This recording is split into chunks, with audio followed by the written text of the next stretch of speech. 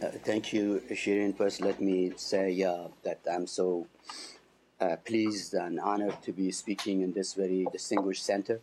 I thank the center and Dr. Hunter for this invitation, and I thank Mona for being so efficient and putting every pieces of this particular event together. And she made my life very, very, easy and enjoying the next in the next few minutes, 25, 30 minutes. I will try to tell you a little bit about election. I will read from a text on and off, so then I stay the course. But before I get into this, I just want to, in the outset, I wanted to say that Iran obviously is a country that is under tremendous domestic and international pressure, you all know, and that this nation cannot live as it is and has to move to a direction. It has to find a place somewhere in this global community for itself. Moving forward, obviously, in Iran, seems to me that there are four options ahead of the Iranians as we see them. The first option is the life as usual, that this regime was linger around and that things will stay the same way for some time, which I think it will be extremely difficult, if not impossible, because the things are coming to a head internationally and domestically. So it seems to me that the change has become increasingly inevitable in that country, not just domestically, but in its international relations. Iran is not Cuba, that you can ignore. I mean, even if Iran was to ignore the West would not ignore Iran, and that's Iran's problem, or the Islamic Republic's problem. So one option would be just linger around and see what's happening, what will happen. As I said, it would be very difficult. Second, obviously, will be to get into a war of some sort. I mean, again, there are powerful forces throughout the world, the U.S., in the region, and in Iran, that really do like that war. And the war is, again, a war may be terrible for some, but it also is business for others. So I'm very nervous and very concerned that something of that nature could happen either by policy or incident. Next option is a regime change, a revolution of the sort that happened back in 1979. In 1979, you had a figure called Khomeini who was able to put the nation together, and the revolution succeeded without any major problem for the nation, for the geography, for the territorial integrity of that country. Unfortunately, in today's Iran, that figure doesn't exist. There is not a single Iranian that can put that country together if there was to be a rupture of any sort. And therefore, a revolution means civil war. It might mean chaos for years to come. And I'm very nervous with that, too.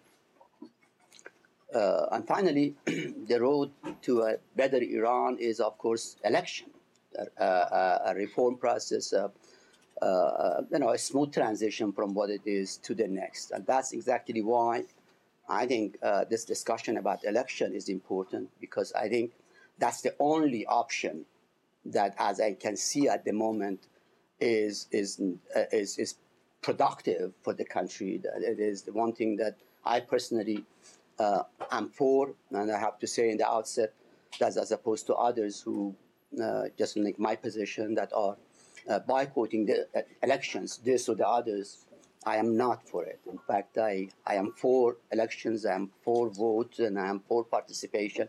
And I think Iranians are making mistakes to boycott the election. But then again, the problem with this regime is that you can't live with it either way. You don't go to vote, and they get their own people elected, and the situation is what it is. And then you go to go and participate and become someone out there, and they say the result is the same. I ran personally for the Iranian presidential election 7 years ago.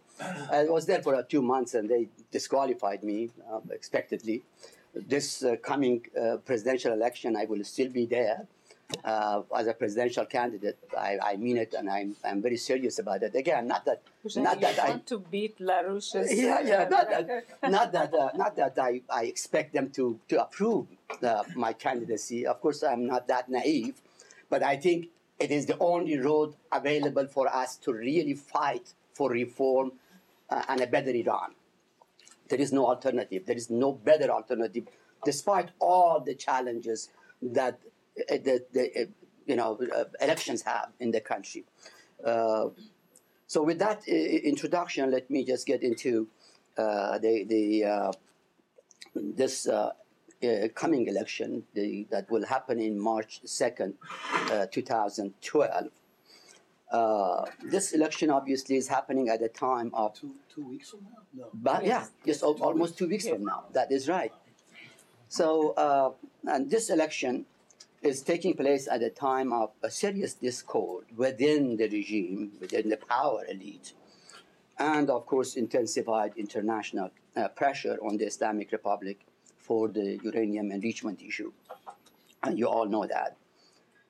However, I think what is making this particular election even more uncommon is the fierce competition for the first time between two Islamic conservative and clerical factions who had in the past elections stood on the same side against the reformists, for example. This particular faction, the two factions that will go in detail of this, who they are, they really are both conservatives, but they espouse radically different views regarding how an Islamic Republic should be, this particular Islamic Republic should continue. For example, there are groups that continue to believe in this Islamic Republic, that is Islam and the republicanism, and the others who just think that the republicanism is contradictory to Islam, and that the way to go is just for Islam, so they are calling for an Islamic government. And then I have to say these are very serious people. And I also have to say, unfortunately, that in my view, as we stand now, Ayatollah Khamenei, the supreme leader, is more inclined toward the more radical groups. I mean, the fact is that the Islamic Republic has taken a turn toward radicalism, and it has been going through this for some time. If I had time, I would have told you that partly the regime itself is to be blamed for this radicalism, but also partly, I think, the U.S. counterproductive policies. We just have pushed this regime in that direction. This is a society where the thousands of guns are, targeted toward it, and there are missiles and bombs and, Navy ships and everything in the area. So in an environment of that sort, you don't get people like me with the tie and the scarf, having fun with people. You need, security forces, and you have militaries who can shoot and who can fly and so on. Anyway, so the bottom line is that for whatever reason, we could go into detail of it. Perhaps that's another discussion as to what happened that made the Islamic Republic what it is today. And I honestly believe that it has to do a lot with the changes over the last 30 years. And I have written extensively on that. But anyway, so that's another thing. As I said, there are two groups now that are fighting each other. But one thing also I have to just remind you about is that over the last 30 years, the Islamic Republic has gone through several stages in its life. And we have seen that there was the very early time what happened to the first president of the Republic, Bani Sadr, who escaped the country, and they said he is not radical enough, he's not good enough, he's liberal and all that. And then the reform people came, and they were tolerated, and then at the end, in the last green revolution or green movement time, they were excluded, and then Now we have even Ahmadinejad and his colleagues are being excluded and removed. So there is just a cleansing, I would say elite cleansing within the regime that started at a very early time with the liberals and then with reformists, and now with even Islamists that supposedly are not as Islamic as the system now requires them to be. And we'll see this later on, and this particular deviators, quote unquote, the Ahmadinejad and his people, they are called deviators. And these people, their big problem is that they started talking about Iranian nationalism in a very mute way. It's very, touchy, a small little way here and there. They are not obviously the same, classical Iranian nationalists that we had with Prime Minister Mossadegh or Dr. Shireen Hunter, for that matter. But these are completely different. That are different kind of people. Maybe the only last remaining. Yeah, you are the only last remaining nationalist, classical nationalist, I would say. So what I'm saying is that therefore you have to notice this election as a particular function, that it is a continuation of that elite cleansing process. So now we are at the stage of, again, cleansing another group of the elite within the regime and purifying the regime in the direction of all the way perhaps to those guys who are calling for the Islamic government, which I was saying. And that's very dangerous, I would say, later on. I also have to remind you about another thing, and that throughout this last 30 years of these fights, through elections or between different groups. And they have been calling themselves liberals, they have been calling themselves reformists, they have been calling themselves conservatives, conservatives A, conservatives B, conservatives C, principalists, avant-garde. I mean, God forbid. All we need is to write a book just on just the names, the name they have put them to themselves. But the fact of the matter is that this is very important to understand, these are factions. Iran doesn't have a political party. These differences are not based on particular political platform. These are just factions, okay? And so this is not like Republican Party and the Democratic Party, and that when you are in the Democratic Party, you say A, B, C, D, and regardless of who you are, you say A, B, C, D. And on the other side, the other guy something different. Plus minus a few things around.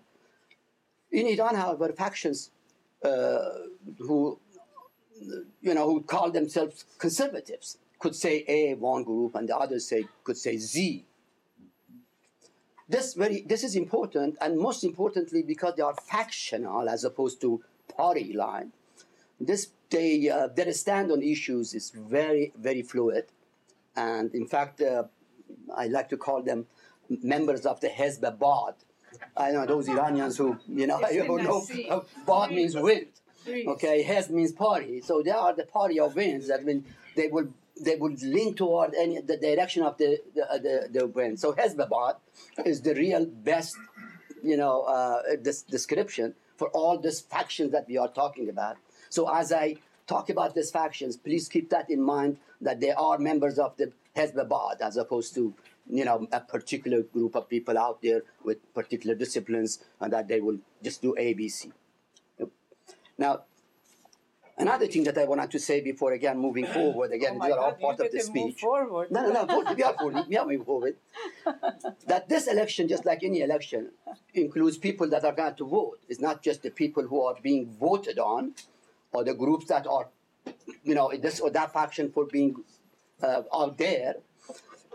First, please understand that I honestly believe that probably no more than 500 or maybe let's not exaggerate, 1,000 Iranians who are in these categories of principalists, avant-garde, this and that, faction A, B. That is not the Iranian people. That's not the Iranian society. When you to go to Iran and look to the people, to the average people, don't take care of, don't really bother themselves with this categorizations and this titles and so on.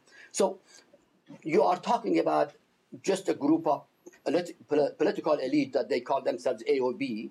But when you go to the larger society, that really becomes very, very irrelevant as to who these people are and so on. So the Iranian people have their own way of looking at the situation. So so that is not like the Iranian society is divided also into these factions. So the faction A, the Iranian people A will vote for faction A and so on. That's extremely important to understand. So there is the difference between the factions and the general population. Again, there are in the general population people who are very much committed to faction A or B, but that's very small, and they are not like the overall population. In this particular election, there will be about, again, God knows, about 50 plus million Iranian vote, or eligible to vote, I have to say. 48 million to be exact. Well, that number is from the Ministry of Interior. The Ministry of Interior have said that it is 48.2 million, but most people believe that it's 50 plus million. And the reason that the difference is because the opposition likes to get that number higher than the government, because the lower that the number of the eligible voters is, the less the government needs people to go to the polls, so that it can show more participation rate. Okay, so if you have 48 million, all you need is 29 million people to vote, and then you could say 60% of the Iranian eligible to vote voted. But if you have 52 million, and the same 29 million go to the election poll, then you will have a participation rate in the area of 50-some%. And this particular election is extremely important for the regime because of this pressure from inside and outside.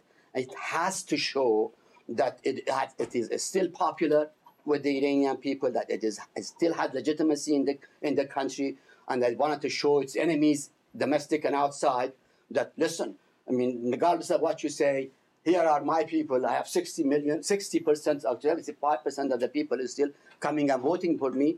And regardless of the fact that you are boycotting, and so on and so forth. So again, it is extremely important for the regime to show a larger participation rate. Now, in the past elections, the participation rates in the parliament, not the presidency. And for the presidency, the participation rate is always higher, from 5 to 10% higher. But for the parliament, it has moved from, it's just in the area of 60, and one or two times, went to 65 or some, but have come down to the 50s. And the last two elections, they were in like 51, 52%. So in this election, the minimum the government has to show is 50% to claim legitimacy. If anything less than that, will be sort of like a victory for its enemies, sort of. And so there is a major struggle over the participation issue. Supreme Leader himself have said this must be the one of the most exciting election in the history of the Islamic Republic, that he has asked the Iranian people to come and vote. So he has put his credibility online for this election, and for good reason, because as I said, he really needs to show to the international community and others that this is the way I am, that we are popular and so on.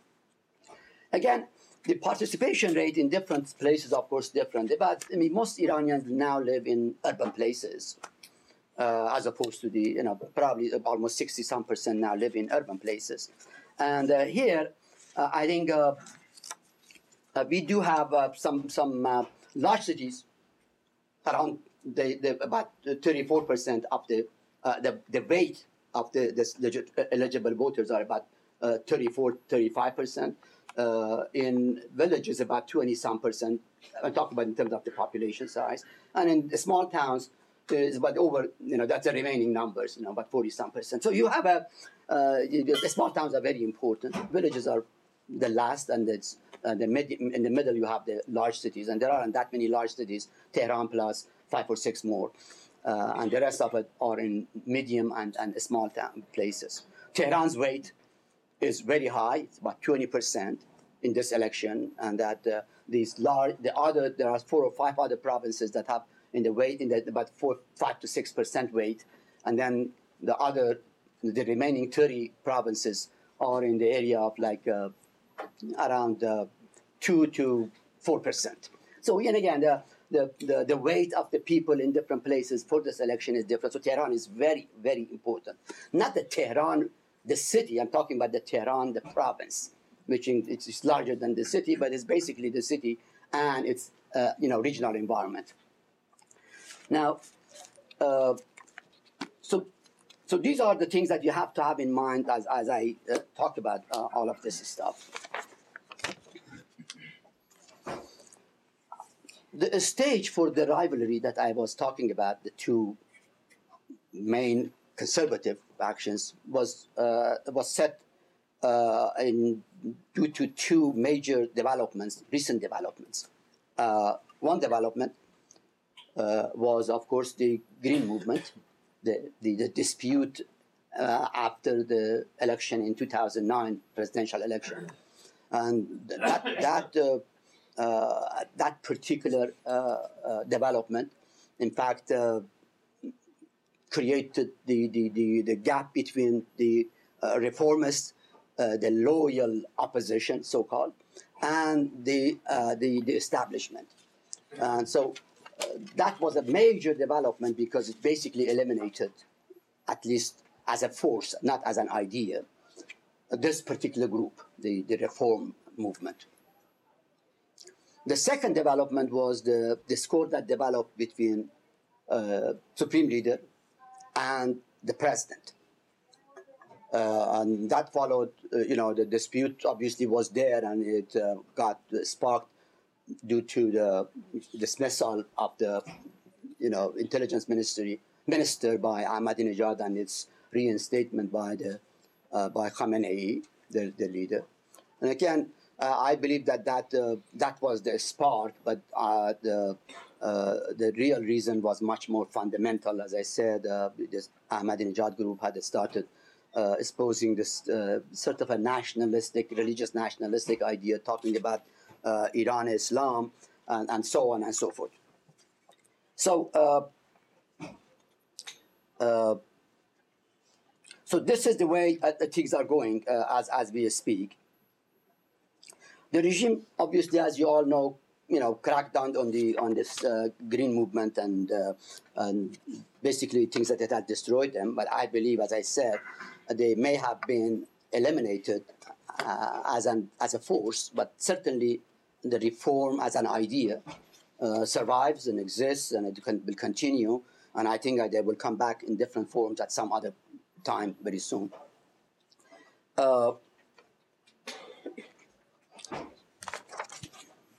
While the reformists have boycotted the reformists, as I said, are boycotting the election, they are not coming in.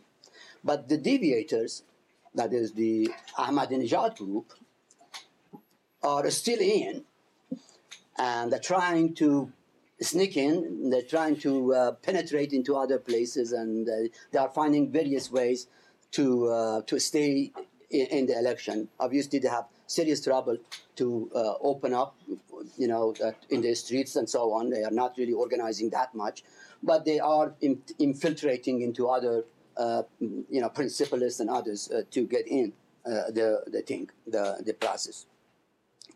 So the 2 main rivals that I am speaking about are, one, the principalists, who basically include I would say, the more traditional conservative clergies plus non-clergy Iranian politicians, including people like Ghalibaf, like Larijani, Rezai, and others. And this group is headed or led by Ayatollah Chani, who is a very old man, a principalist guy who also heads the Assembly of Experts. On the other side is this what they call the Jebhe Paidari, the constancy front, people who are steadfastness front. Steadfastness. Well, whatever that number is. Persian accent. This group is led by Misbah Yazdi. Ayatollah Misbah Yazdi is a very very radical theologian who, as I said, believes in Islamic government. He doesn't believe in even the vote by the people. He doesn't believe in the republicanism and so on. So these are the two groups that are, standing against each other. Now, who will win this election? I think if everything stays the same, here would be the situation. If things stand the same, I think the principalists will have more people in the parliament. That is the traditional conservatives. They obviously are also hoping to get some support from disgruntled green people. Some may come in and others certainly will not participate. But there are also a group of politicians calling themselves moderate reformists who did not join the green movement are also in this race, but they are there just as personalities as opposed to anything else. And some of them are very popular with even the Ayatollah Khamenei, because they have been there as a servant, a technocrat for some time. So you have basically, and there is another group that came out of the principalists and is run by a gentleman called Ali Mutahari, who's the son of this Grand Ayatollah Mutahari, who was the ideological father, sort of the Islamic Republic. The Islamic Republic. Murtaza Mutahari is very, a learned person, written extensively. His father is dead now. He was martyred, killed. But the son has been a deputy, is very outspoken, and he has two things that makes him there very important. One, he's extremely anti-Ahmadinejad, so he's anti-deviationist. And the second, and then this is the surprising part, that he is not also for Khamenei, the leader. Not that he is not for the Vilayat al-Faqih, but he thinks that the people must be able to criticize Vilayat al-Faqih. They should be able to evaluate his work and so on. So he has been put in a particular place in this election. I believe this person, Ali Mutahari, will become a major figure in the next election. I think he will win a big election. I think most likely he will be number one in Tehran. Again, as a guess, it depends on every other thing that happens. Now, as far as for this Paidari group, that the very extreme right is concerned, their only chance to win the next election is the Revolutionary Guard and the Basij forces. Misbah, as I said, is a very ideological, radical person, and the Revolutionary Guard and the Basijis are also ideological. And they worked together in the election in 2005 to elect Ahmadinejad. Today, I think the Revolutionary Guard and the Basij would like to support this very, radicals. However, Khamenei has said that he is indifferent, he is neutral here. So it all depends on whether the Supreme Leader is right or not. As I said, ideologically speaking, he really is for that radical group. Whether he can will tell the Revolutionary Guard or the Basij that, I say I'm neutral, but you just go and help these people. If the Revolutionary Guard and Basij were to really help this radicals, their chance to win will be very, very high. And I have to tell you this, that if they win the election, it will be a total disaster for Iran, and it will be a total disaster for the U.S., Israel, the Arab world, and everybody else, okay, regardless of whether you are in that particular part of the world or not. These are really very bad guys. I have to say it very openly because I wanted to make sure that the people understand what kind of force may come. Unfortunately, the U.S. is not looking into this problem. That I am very nervous that if in the next 2 weeks, think just for a second, if in the next 2 weeks, even a single missile was to hit Iran, you will see this particular force is in charge. not only in charge of the parliament, but in the charge of the government. Last point, final. This election is also extremely important because the people involved in this election really are seeing this election not as a parliamentary election, but as an introduction to the presidential election that will come in June 2013. By the way, I will be in that election. Okay, we all will vote for just you. the way it is. That Okay? promise? Thank you very much for listening, and I look Okay. forward to your That's right. comments and questions. Exactly.